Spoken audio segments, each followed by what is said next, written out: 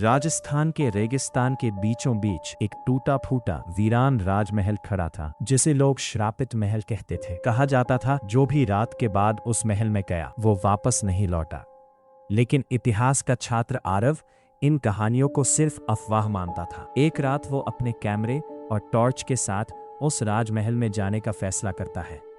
उसे नहीं पता था ये फैसला उसकी जिंदगी का सबसे डरावना अनुभव बनने वाला है। तेज हवाएं चल रही थीं, टूटे फाटक खुद ब खुद हिल रहे थे। आरव जैसे ही अंदर कदम रखता है उसकी टॉर्च अचानक झपकने लगती है। उसे लगता है जैसे कोई धीमे से फुसफुसाया हो, वापस चले जाओ। लेकिन वो डर को नजरअंदाज कर आगे बढ़ जाता है। महल के अंदर एक लंबा गलियारा था जहां दीवारों पर टूटे शीशे लगे थे। आरव जब चलता है तो हर शीशे में उसे अपनी परछाई के साथ एक दूसरी परछाई भी दिखती है। वह पलटकर देखता है, पीछे कोई नहीं, लेकिन कदमों की आवाज अब उसके पीछे पीछे चल रही थी। वह एक विशाल दरबार हॉल में पहुंचता है। अचानक दिए खुद ब खुद जल उठते हैं। हॉल में शाही संगीत गूंजने लगता है। आरव को लगता है जैसे कई अदृश्य लोग वहां बैठे हों। फिर अचानक सिंहासन पर एक सफेद साड़ी में लिपटी महिला प्रकट होती है। उसकी आंखें खाली थी पर दर्द से भरी। महिला बोलती है, मैं रानी पद्मावती नहीं, मैं उसकी छाया हूं।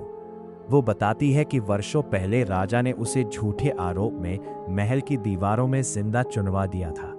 मरते वक्त उसने श्राप दिया था, यह महल कभी शांति नहीं पाएगा। तभी से जो भी यहां आता है वो या तो पागल हो जाता है या फिर गायब। रानी आरव को एक गुप्त कमरे में ले जाती है। दीवारों पर खून से लिखा था, सच बाहर लाओ तभी मुक्ति मिलेगी।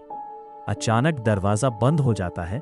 छत से धीमे धीमे पानी नहीं, खून टपकने लगता है। आरव की सांस तेज हो जाती है। अंधेरे से कई साए निकलते हैं, बिना चेहरों के, बिना आंखों के।